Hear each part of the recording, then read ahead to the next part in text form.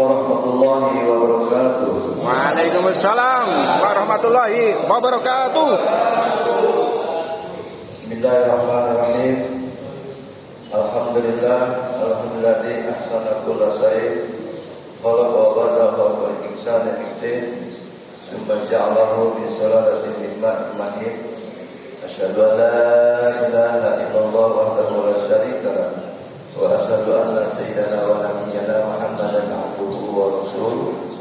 Allahumma shalli wa sallim ala sayyidina Muhammad wa ala alihi wa sahbihi ajma'in. Amma ba'du. Ya, saya hormati bapak-bapak segenap jamaah salat subuh yang dirahmati Allah Subhanahu wa taala. Pertama-tama marilah kita panjatkan puja dan puji syukur kepada Allah Subhanahu wa taala dari segala kenikmatan yang telah diberikan kepada kita, baik nikmat daripada iman, nikmat Islam, serta nikmat sehat dengan diiringi sehat walafiat dan diberikannya waktu oleh Allah Subhanahu wa taala. Alhamdulillah, dengan takdir dan kehendak Allah, dengan kasih Allah, kita bisa untuk duduk bersama di majelis, langkah dari masjid, dari rumah ke masjid, laksanakan salat subuh berjamaah, lanjutkan dengan takbir. Mudah-mudahan ini adalah bisa untuk menambah nilai-nilai pada amal ibadah kita kepada Allah Subhanahu wa taala. Salawat serta salam semoga tetap tercurah kepada Bikil Alam baginda Nabi Muhammad Sallallahu alaihi wasallam, juga pada keluarganya, para sahabatnya, para tabi'in, para umatnya, termasuk kita semua. Mudah-mudahan termasuk umat yang diakui oleh Rasulullah, dan mudah-mudahan menjadikan umat yang istiqomah, yang selalu mengikuti daripada ajaran-ajarannya dan mampu melaksanakan daripada sunnah-sunnah. Baik bapak-bapak hadirin jamaah yang sedang berbahagia. Kenapa saya yang berbahagia? Sangat luar biasa bagi umat Islam, karena saya mendapatkan kisi-kisi dari Kanjeng Nabi bahwa kita selaku umat yang beriman dijamin akan masuk surga. Alhamdulillah, amin. Jadi merasa ditutup buat kita. Baik, kita buka daripada kita awali dengan ada sebuah hadis Bukhari Muslim yang diriwayatkan Imam Tirmidzi dan Nasa'i, Pak Abu Dawud. Jadi hadis Bukhari Muslim di mana menyebutkan Rasulullah SAW bersabda, "Faida jaa ajaluhu, faida jaa Ramadan, futihat abwabul jannah wa mughliqat abwabun nar wa sufidat sayatin." Jadi yang kemarin juga ini sudah dikutip oleh Bapak Ustaz Bitoyo di Kultum, cuma sedikit saja. Sedikit saya akan menguraikan makna daripada hadis tersebut. Idza jaa, apabila sudah datang apa itu Ramadan, bulan suci Ramadan, futihat abwabul jannah, dibukakan pintu-pintu surga. Saya bertanya ke Bapak, kalau pintu surga dibuka, Bapak bahagia tidak? Bahagia Bapak? Terus kalau pintu neraka ditutup juga senang? Pasti senang kan jawabannya? Yang jadi pertanyaannya, apakah Bapak mau masuk surga sekarang? Kenapa Pak? Nah, jadi ada kunci bahwa orang yang pengen masuk surga harus punya tiket. Punya tiketnya apa? Mati. Berarti Bapak sudah takut mati, padahal dijamin oleh Allah akan masuk surga. Tapi kenapa masih takut? neraka ditutup. Kita dalam kalau kita sudah ditutup berarti tidak ada ruang untuk masuk neraka. Bagaimana nggak ada pintunya? Yang terbuka hanya pintu surga. Namun kenapa Bapak masih takut gitu? Jadi kalau takut itu ibarat Bapak ini mau pulang. Kalau pulang kampung otomatis hati bahagia karena punya tujuan. Kalau pulang kampung tersebut akan membagikan sebagian harta, akan membangun, bahagia sudah direncanakan. Yang tidak bahagia, tidak mau pulang, orang yang tidak punya Kampung. bekal. Ya, yang tidak punya bekal. Bapak mau dari sini pergi ke Solo, dari Jakarta, dari Tangerang, punya duit 50.000, apakah Bapak sanggup? Tidak sengsara.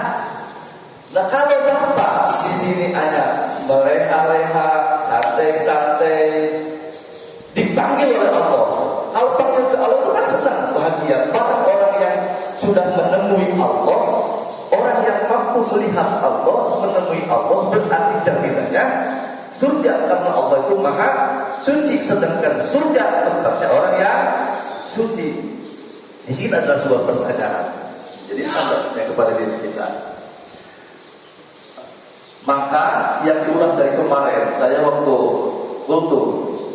ini kita ini dipaksa oleh Allah Subhanahu Wa Taala, suruh duduk di majlis, suruh puasa, suruh sholat, padahal kita itu banyak kerjaan, capek, ngantuk. Allah paksa suruh sholat berjamaah, suruh majlis, suruh wirid, suruh macam-macam ibadah, suruh ngaji. Ini dipaksa oleh Allah karena Allah sifatnya memaksa kita ini untuk masuk surga. Kalau Bapak umpamanya begini, contohnya begini, saya terus coba sama Pak Toto. Di sini orang yang suka maksa kebaikan siapa? Contohlah Pak Durahmin ya. Pak Durahmin maksa anak-anak surga. Ini memaksa metode untuk kebaikan bahwa manusia di sini di rumahan ini harus yuk bareng-bareng masuk surga. Pak Durahmin nanti ketika di akhirat mencari alamat kemana alamatnya. Datang malaikat, main hebat aja kan siapa belum cepat atau malaikat. Malaikat siapa? Nggak tahu ada malaikat atau malaikat Ridwan. Tembak, nyungsep. Betul-betul nyungsepnya di bangkuan bidadari. Palanya pedot, jedak kena dadanya bidadari. Nah, kalau bidadari tempatnya di mana? Di surga. Sekarang itu kan begitu. Sekarang dilus-elus, didongak terus masuk dengan para koruptor banyak duitnya. Di mana? Dina di artis sama yang artis yang muda. Mau dipaksa atau dielus-elus di menang nenek masuk neraka. Nah disinilah bukti bahwa kita dipaksa oleh Allah Subhanahu Wa Taala untuk masuk surga. Wa futihat abwaabun wa ughliqat abwaabun nar wa sufidat sayatin. Jadi di borgol setan ini kita tidak ada luang, setan tidak ada luang untuk menggoda diri kita karena sudah diborgol dengan paksaan Allah. Metode Allah memaksa kebaikan bahwa setan tidak ada lengkap untuk menggoda diri kita. Mau menggoda supaya tidak berjamaah, kita kuat, paksa untuk datang, maka setan kalah. Disitulah metode Allah. Jemaah yang dirahmati Allah Subhanahu Wa Taala. Pertanyaan yang kedua, di mana hadis tersebut? Idza jaa Ramadan futihat abwaabul jannah wa ughliqat abwaabul nar wa sufidatun sayatin. Kalau sudah dibuka di bulan suci Ramadan, pintu surga ditutup, pintu neraka. Apakah bulan Syawal Bapak mau ditutup lagi pintu surganya? Nah. Mau ditutup atau mau dibuka terus Pak? Buka terus, ya tutup. Masa dibuka terus? Nah, kalau sudah ditutup, dibuka lagi. Bagaimana mau nutup? Mau buka kalau tidak nutup. Sekarang neraka sudah ditutup. Bulan Syawal mau ditutup terus apa mau dibuka? Dibuka kembali. Kamu tuh buka, eksesnya rusak. Jadi oleh kiai para ulama ditutup sampai buka nerakanya karena banyak peluang untuk setan menggoda diri kita. Nah di sini Pak Haji, perlunya kita kajian bahwa ilmu beramal dengan ilmu, tanda orang yang beriman harus mempunyai ilmu. Di mana yang hadis tersebut putihat abwabul jannah. Putihat itu adalah kalimat dengan kalimat majhul. Kalau Pak Haji menjelaskan tentang ilmu nahu, majhul karena majhul itu adalah naibul panggilnya abwabul jannah. Asal daripada putihat fi'il madinya adalah patahah telah membuka, ya sudah membuka, jadi membuka. Jadi karena di sini fa'ilnya tidak ada, maka kalimat patahah diganti dengan putihat. Maka di sini adalah majhul. Majhul itu kalimat yang fa'ilnya subjeknya tidak ada. Subjeknya siapa? Yang mengerjakannya itu siapa? Nah di sini ini adalah akidah ya. Akidah jangan mengharapkan sudah dibuka. Oleh siapa? Allah membuka. Mana Allah membuka? Orang kalau Allah membuka siapa saja bisa masuk. Orang kafir, orang Islam, orang beriman, orang kafir, orang muslim, orang masih bisa masuk. Itu tidak bisa seperti itu. Ini adalah perlu kajiannya bahwa ini dengan ilmu. Taknya itu adalah tak tanis. Jadi tak tanis kullu jam'in mu'annas. Jadi abwabu kalimat dari babani abwab. Jadi kalimat abwab itu adalah asalnya maf'ul bih. Ada subjek, ada objek, ada predikat. Predikatnya bahwa pekerjaannya yang mengerjakannya nih, putihan itu predikatnya. Yang objeknya itu, subjeknya itu siapa? Nah di sini subjeknya siapa? Tidak ada yang bisa membuka dan menutup pintu surga.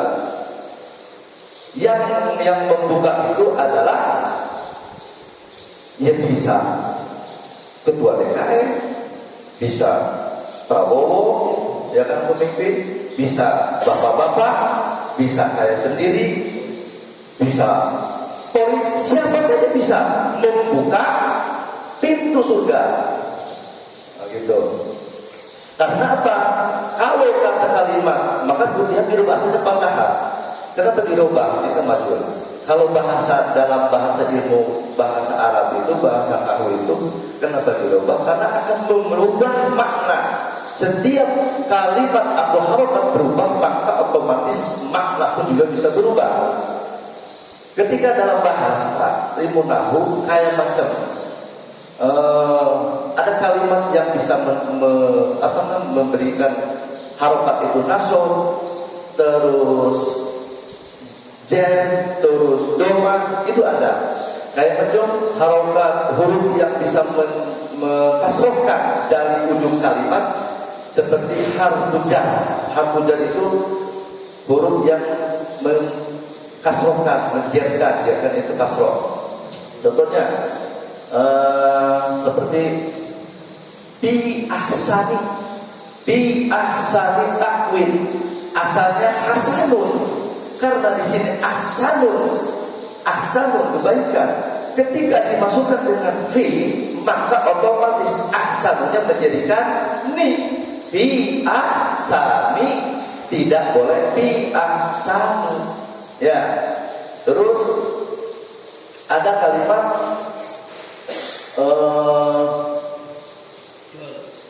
ya Allah biha bihus nil, bukan bihus nul. Karena ahsan itu kalimat Apa maknanya? Itu isim. Isim ketika memasukkan harfu jar yang 9. Nah itu buat bapak-bapak, buat anak santri pasti paham, tahu lah.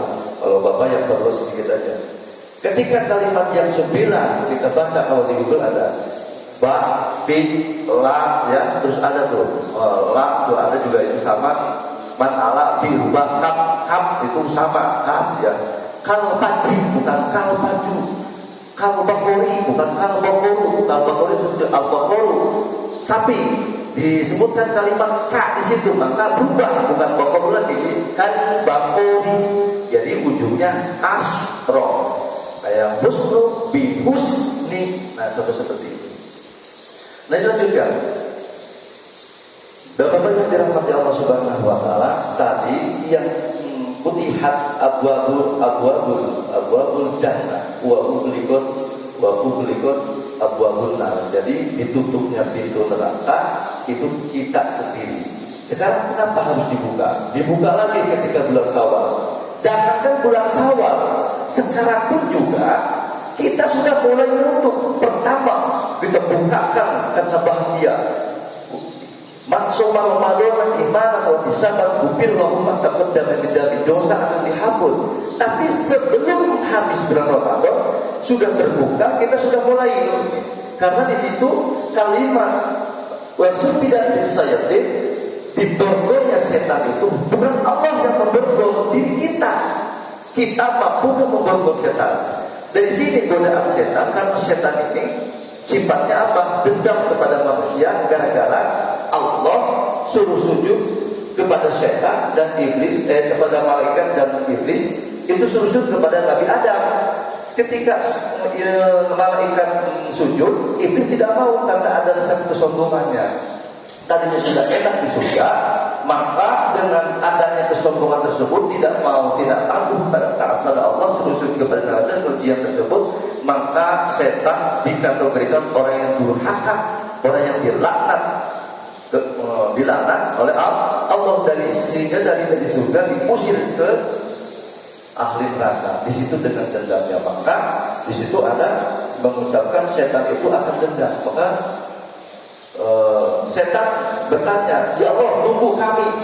Ketika ini kami dengan sebab dia adanya Nabi Adam, saya terusir dari surga ke dunia, maka dendam di situ, maka setan terus berlanjut sampai sekarang menggoda kepada manusia supaya manusia tidak pada masuk orang-orang yang diridhoi Allah Subhanahu wa taala, tidak ada yang masuk ke surga, karena supaya ikut kepada kami, kepada api neraka di situ setannya. Dengan cara apa?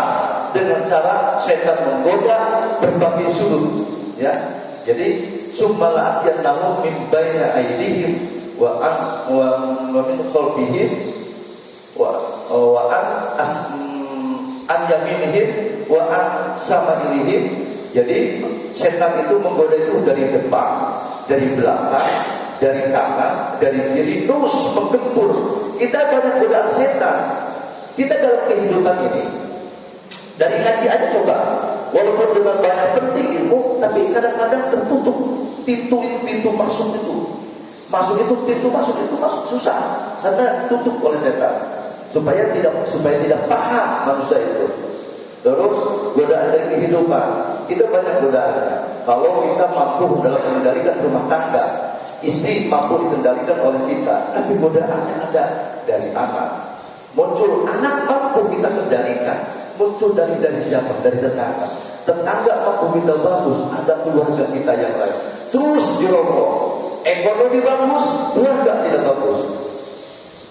Keluarga bagus, ekonomi menabung, selalu supaya kenapa? Penuh dengan rasa kegelisahan, dengan kewas-wasan, keyakinan kita kepada Allah bahwa Allah itu benar-benar tidak adil, bahwa Allah terus menggoda. Itulah setan. Kalau kita kuat dengan godaan tersebut, maka kita mampu wasubidatus sayatin itu tersebut sukses bahwa kita sudah memborgol setan. Jadi, nah, sekarang gambarannya begini, contohnya begini. Kenapa setan itu bukan? Kalau Allah yang memborgol setan, contohnya sekarang begini. Yang belum suci Ramadan, yang ribut-ribut banyak, yang berantem dalam rumah tangga juga banyak, yang selalu maksiat juga banyak, yang jualan sop kaki juga ada Pak. Saya kemarin tadi siang ke Tanah Abang, Masya Allah, itu di pasar itu seperti bulan-bulan suci Ramadan, seperti biasa aja. Cuman bedanya kalau di warung-warung itu sop kaki banget. Kenapa? Yang kelihatan kaki, sopnya, jadi badannya disimpan, kakinya doang. Jadi itulah sop kaki itu. Jadi itulah kita harus mampu di bulan suci Ramadan ini mempertahankan apa yang disebutkan oleh Rasulullah tersebut. Jadi harus mampu membukakan pintu surga, menutup pintu neraka, dan memborgol setan-setan. Jamaah yang dirahmati Allah Subhanahu wa Ta'ala, perlu kita renungi sedikit masalah dari godaan tersebut. Yuk kita bersama-sama di bulan suci Ramadan ini, kita di akhir-akhir memang banyak godaan. Jangan ada rasa sedikit sombong sesama manusia. Terkadang baik dari bapak-bapak maupun dari saya sendiri sudah merasakan ada rasa kesombongannya, baik dari segi ilmu, maupun dari kelebihan, dari segala macam. Saya juga kadang-kadang sadar ketika tidak disadari ketika saya menjadi imam sudah pengen jamaahnya banyak, pengen mengikuti, itu ada rasa sedikit itu. Terus ketika tidak ada yang diharapkan kok nggak ada, saya akan dendam. Ketika imam dia, saya tidak akan hadir. Itu ada muncul kesombongan, itu adalah perjuangan setan. Itu sedikit hal yang mungkin tidak terasa. Nah itulah mari kita bersama-sama untuk menjaga bahwa setan itu akan terkekang apabila kita kuat. Apabila kita kuat, maka konsepnya adalah kita memaksakan dalam ibadah, bukan untuk dipaksa orang lain, tapi kita maksa diri sendiri. Itu Allah. Jadi Allah itu lain, tapi tidak memaksa kepada manusia. Tapi kenapa memaksa Allah kepada kita itu? Karena kasih sayang Allah supaya manusia, supaya semua pada masuk surga. Gitu, ya. Jadi konsep daripada kalimat dari surat 183 ini, kenapa kita diwajibkan puasa bulan suci Ramadan? Kutiba alaikumusiyam kama kutiba ala ladzina min qablikum. Apakah di zaman dahulu ada kewajiban-kewajiban untuk melaksanakan puasa? Sama ada Pak, di zaman Nabi-Nabi yang bukan Nabi Muhammad ada. Umat Nabi Muhammad diwajibkan 1 bulan. Bahwa di zaman Nabi zaman dahulu juga ada diwajibkan sama. Cuma bedanya metode, bedanya waktu, bedanya konsep. Kalau zaman Nabi Daud ada disebut apa? Puasa Daud, maka disunahkan sampai sekarang. Puasa Daud itu adalah 1 hari puasa, 1 hari tidak puasa. Nah, kalau di sini yang sering puasa Nabi Daud ada. Si Bang Ewok ya, Pak Ustadz Bewok ada. Tidur. Nah, jadi puasanya itu kalau puasa kalau sekarang nih, jam sekarang puasa sehari, buka sekali, nggak puasa sehari, buka sehari, nggak puasa. Itu udah puasa apa? Itu mah tidak puasa. Jadi puasanya itu bulan Ramadan aja. Nah, jadi yang Nabi Daud itu puasa sehari, puasa buka, itulah benar. Tapi kalau zaman sekarang ya disunahkan, tidak diwajibkan. Pada zaman dulu wajib, kalau sekarang hanya puasanya diwajibkan adalah puasa bulan suci Ramadan. Ya mungkin itu sajalah, tidak usah lama-lama ya Pak ya. Yang penting mudah-mudahan bisa manfaat yang apa yang diberikan khusus bagi diri saya sendiri, yang baiknya itu dari Allah, yang banyak kesalahan itu mudah daripada kebodohan dan kesalahan saya. Mudah-mudahan Allah mengampuni kepada diri saya dan kepada jamaah sekalian. Mudah-mudahan dapat ampunan dari Allah Subhanahu wa Ta'ala. Mudah-mudahan di bulan suci Ramadan kita tamat selesai sampai akhir mendapatkan pertolongan dari Allah Subhanahu wa Ta'ala, dan mudah-mudahan kita dalam keadaan sehat walafiat, meyakinkan bahwa suhu masih maka puasalah, maka insya Allah sehat. Ya, dengan puasa konsepnya itu adalah sehat, yakinnya itu. Kalau kita tidak yakin dengan puasa sakit, maka harus dipertanyakan keimanan kita. Maka ketika Rasulullah mengatakan suruh puasa sehat, maka insya Allah dengan mindset seperti itu, puasa kita kalau puasa, maka insya Allah bakal sehat. Yang tentunya banyak, karena puasa kolesterol hilang, darah tinggi hilang, ya, berat badan hilang, terus segala macam apa. Juga insya Allah dengan konsep, dengan metode terus mengosongkan ada istirahatnya, maka lambung insya Allah bakal sehat. Sekian saja dari saya sendiri. Ya, mudah-mudahan manfaat saya sendiri dan kepada jamaah sekalian. Kita berdoa, mudah-mudahan dapat pertolongan dari Allah Subhanahu Wa Taala, dimudahkan segala urusannya, dijauhkan dari segala balai. A'udzubillahi minasyaitonirrajim. Bismillahirrahmanirrahim. Allahumma shalli ala Muhammad wa ala alihi wa barik wa sallim ala sahabati Rasulillah ajmain. Amin ya Allah ya rabbal alamin. Alhamdulillahi rabbil alamin. Hamdan syakiran hamdan na'iman hamdan yu'afina wa yukafi majidan. Ya rabbana lakal hamdu kama yanbaghi li jalali wajhika wa 'azimi sultanik. Allahumma shalli ala sayyidina Muhammad wa ala alihi wa sahbihi ajmain. Allahumma ighfir lana dzunubana wa li walidina wa arhamhum kama rabbayana shighara wa li jami'il muslimin wa muslimat wal mu'minin wal mu'minat al ahya'i minhum wal amwat. Allahumma lakal hamdu wa minka al-farju wa ilaikal mustaka wa antal musta'an wa la hawla wa la quwwata illa billahil aliyyil wa nasta'inuka fastajibina wa nas'aluka suri amrina kulluhi ya Allah ya Allah ya arhamar rahimin. Allahumma innaka sallallahu alaina bi uyubin والعدوان في وجودنا والخبير في وجودنا ونرانا وهو قبيله من حيث لا نراه. اللهم فعيش علينا كما عيشته من رحمتنا وقربه علينا وقربه من أفريقيا وبعد بيننا وبينه كما بعدت بينه من جنتك إنك على كل شيء قدير. ربنا تقبل منا دعاءنا صلاتنا وصيامنا وجميع عباداتنا برحمتك يا أرحم الراحمين. ربنا آتنا في الدنيا حسنة وفي الآخرة حسنة وقنا عذاب النار. وصلى الله محمد ورسوله وسلم الحمد لله رب العالمين. Assalamualaikum warahmatullahi wabarakatuh. Waalaikumsalam warahmatullahi wabarakatuh.